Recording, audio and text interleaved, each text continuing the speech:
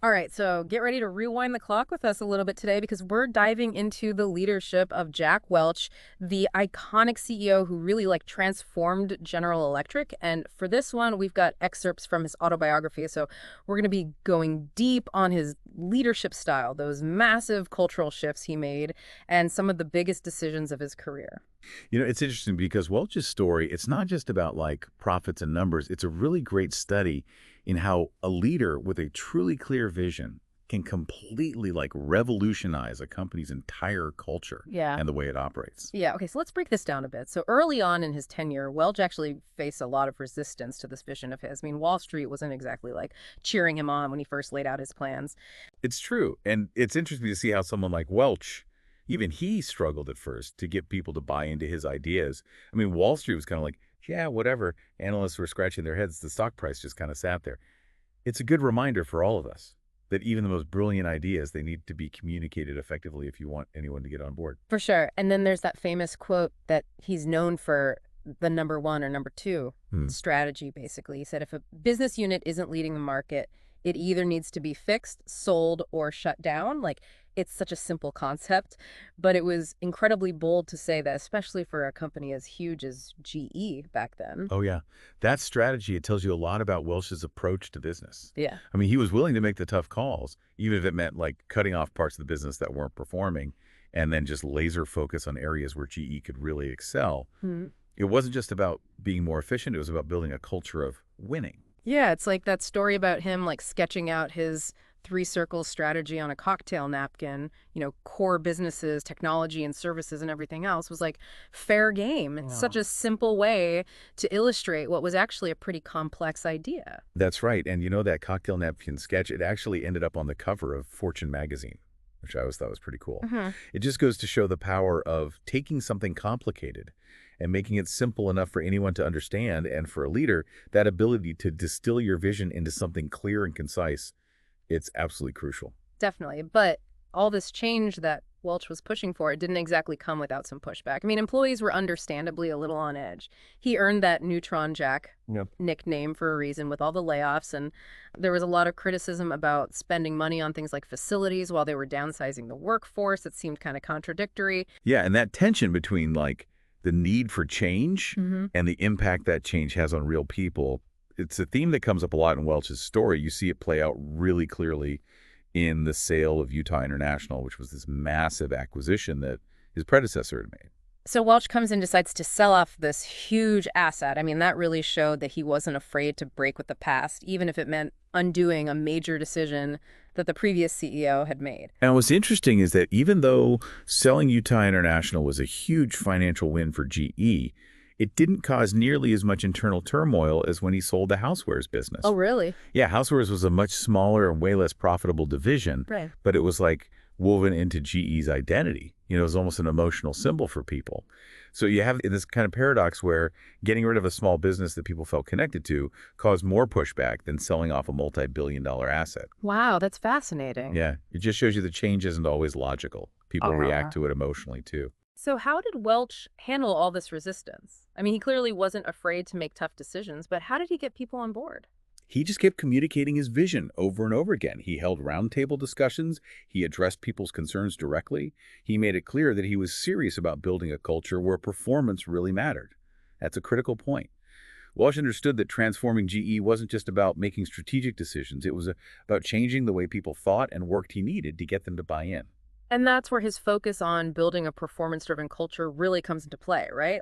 Rewarding those who were excelling, demanding accountability from everyone, and creating a true meritocracy that was pretty radical for the time. Totally. He called it differentiation. The idea was to find and reward the top performers while letting go of those who weren't cutting it. Now, obviously, this approach got a lot of criticism. Some people saw it as ruthless, maybe even cruel, and there's no denying that the layoffs had a big impact on people and communities. But it's important to remember the context. GE was facing some seriously intense global competition. The economy was going through a lot of changes, and Welch genuinely believed that these tough measures were absolutely necessary for the company to survive. Yeah, and to be fair to Welch, the sources we've got also talk about how he was committed to treating those departing employees fairly, offering generous severance packages, giving them plenty of notice, and even helping them find new jobs. It's definitely a complex situation. Yeah, it really is, and it raises a really important question for all of us to think about. How do you balance the need for efficiency in an organization with the ethical responsibility you have to your employees? Well, it's a tough dilemma that every leader faces, and there's no easy answer. That's for sure. Okay, so while Welch is making these tough decisions and streamlining the business, he also makes this decision to invest heavily in Crotonville, which was GE's management development center. It seemed kind of counterintuitive to a lot of people, especially at a time when they were downsizing, but Welch had a very specific vision for Crotonville. He wanted to turn Crotonville into a leadership factory, basically, a place where GE could cultivate the next generation of leaders who would carry the company forward into the future. It was a long-term investment, a bet on the power of people to drive innovation and growth. And it was a direct contrast to that neutron jack image. It showed that Welch was also really invested in developing talent. It's interesting to imagine what those early sessions at Crotonville were. Like, you've got all these seasoned GE managers used to doing things a certain way, and then suddenly they've got this new CEO who's shaking everything up. Yeah, his first sessions there were met with a mix of resistance, skepticism, and even some fear.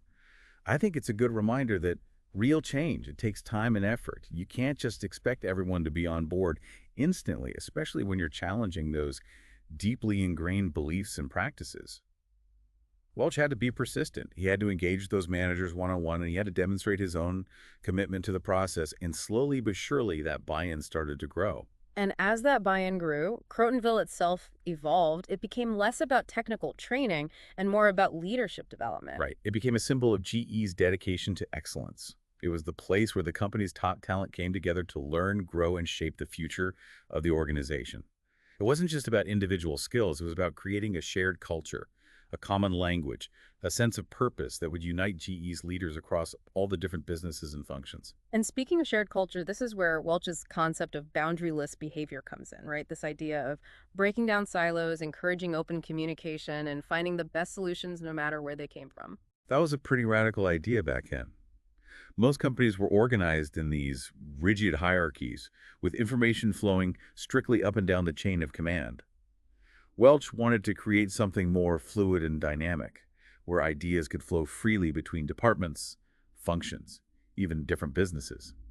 He believed that the best solutions often come from unexpected sources, and he wanted to create an environment where those ideas could be shared and put into action quickly.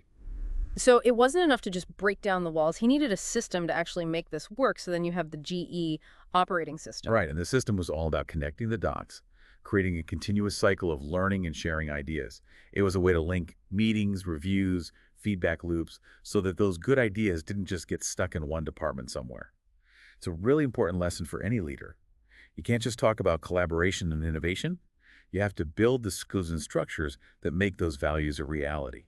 And we see this play out in some pretty amazing ways. Like, there's that story about the best practices matrix, which came from a manufacturing VP and ended up leading to huge performance improvements across multiple businesses. Exactly. And then remember those quick market intelligence calls that were modeled after something Welch observed at Walmart. They brought leaders closer to customers, allowed for real-time problem solving, and really demonstrated the power of learning from sources outside of your company.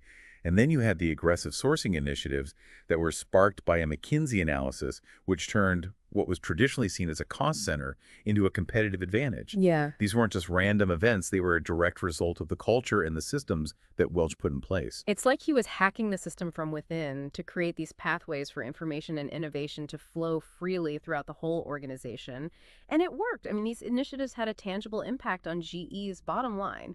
It's a great example of how changing the culture can actually drive real business results. Yeah, it shows the power of building a culture that values learning experimentation and the open exchange of information.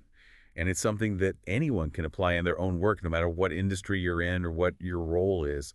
How can you break down silos, encourage collaboration, and create systems that allow great ideas to surface and spread?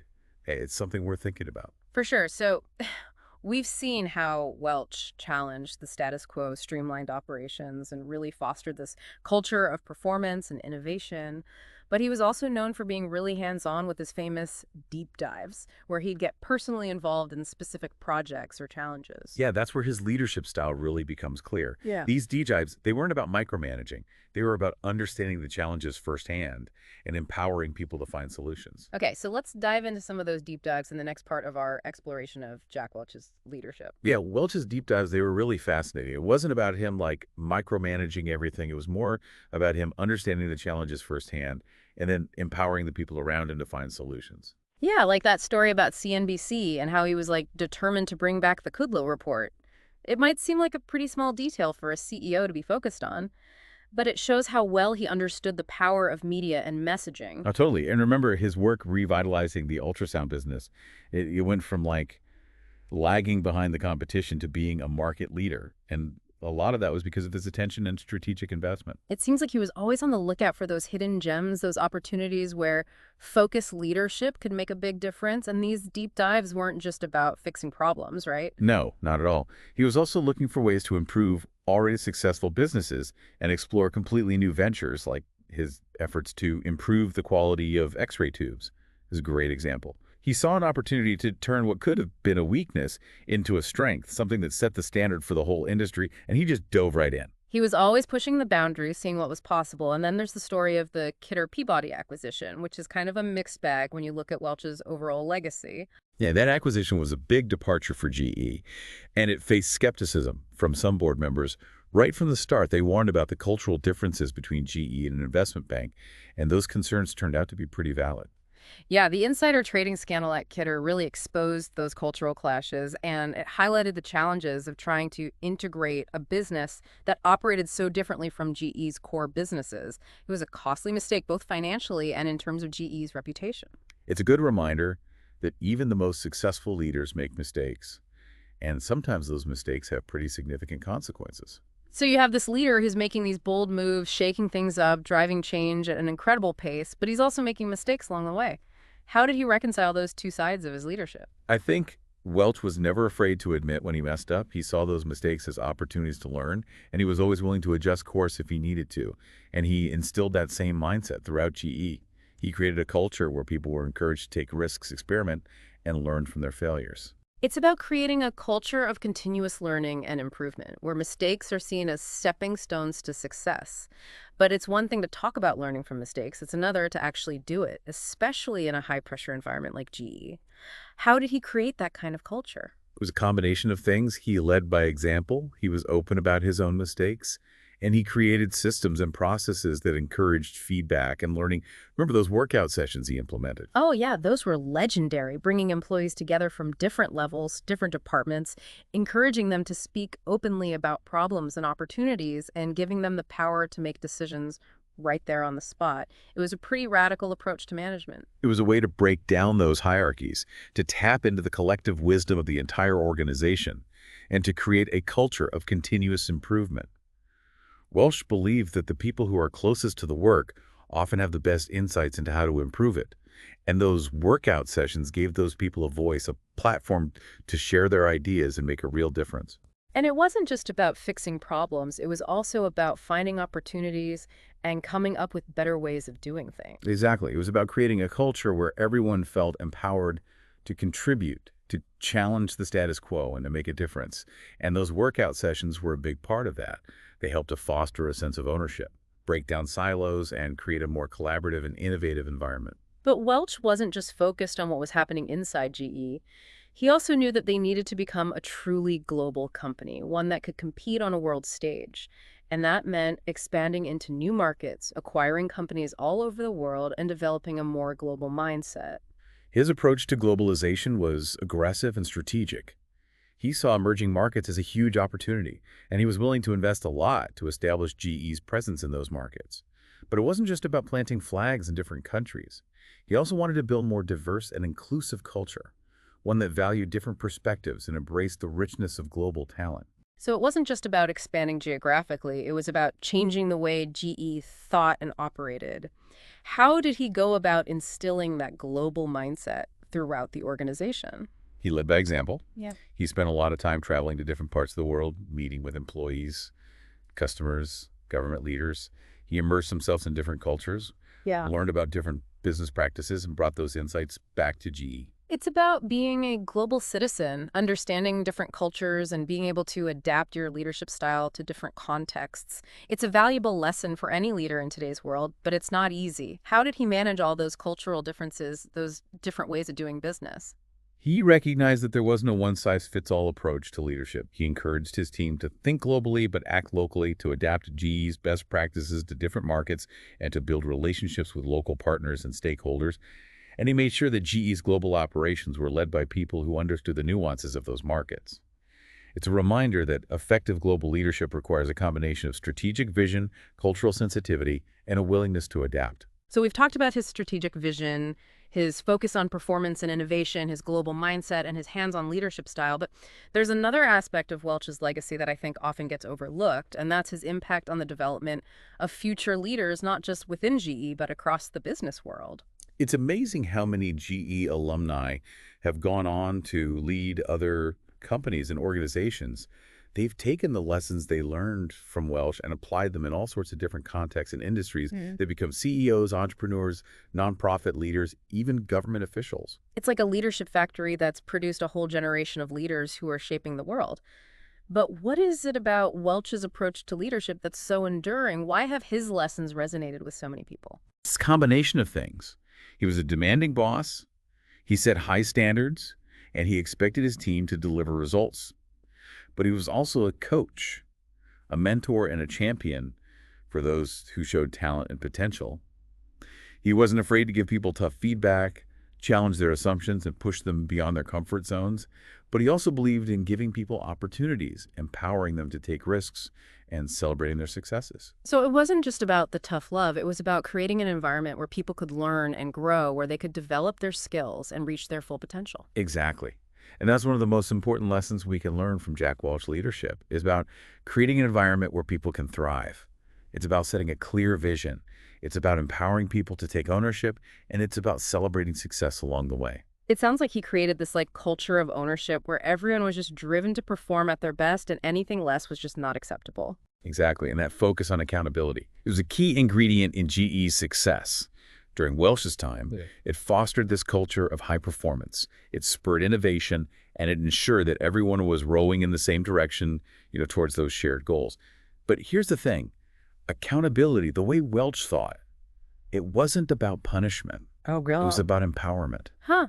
That's an interesting distinction. How so? Well, think about it this way. True accountability, it means giving people clear expectations, the resources they need, and the support to succeed. It's about fostering an environment where they can own their work, learn from their mistakes, and ultimately reach their full potential. That's a far cry from just pointing fingers when things go wrong. Okay, I see the difference. So as we wrap up our deep dive into Jack Welch's leadership, what are some of the key takeaways you think our listeners should really hold on to? Well, for me, one of the biggest takeaways is that leadership, it really matters. It's not just about occupying a corner office. It's about having a vision, inspiring people, and driving real change. And that's something we can all aspire to do, regardless of our job title or position. It's about stepping up and leading, even in small ways, right? Exactly. And it's important to remember that leadership, it's a journey, not a destination. It's about constantly learning, growing, and adapting. It's about having the courage to challenge the status quo, take risks, and make tough decisions when you need to. And we can't forget about the importance of company culture, can we? I mean, it can either be a huge asset or a major roadblock to success. And ultimately, it's the leader's responsibility to shape and nurture that culture. Absolutely.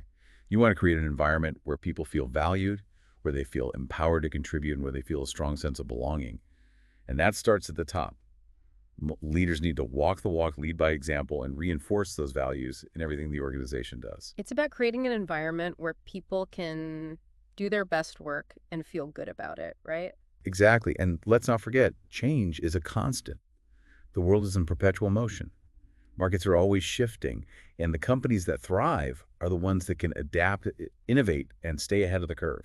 It's about embracing change as an opportunity, not fearing it. It's about being nimble, being open to new ideas, and having the guts to question those old ways of doing things. Right. And that brings us back to leadership. It's about setting a vision for the future, inspiring people to embrace change, and fostering a culture where innovation is celebrated. It's about empowering everyone to play a role in shaping that future. So as you continue on your own leadership journey, Think about what really resonated with you from this deep dive into Jack Welch's methods. What might you adapt or even challenge based on your own unique circumstances? These deep dives aren't about blindly copying someone else's playbook. They're about taking the insights, the lessons, the nuggets of wisdom, and applying them in a way that makes sense for you, your team, and your organization. So be bold, be curious, never stop learning, and who knows, maybe you'll be leading the next great transformation. Thanks for joining us for this deep dive.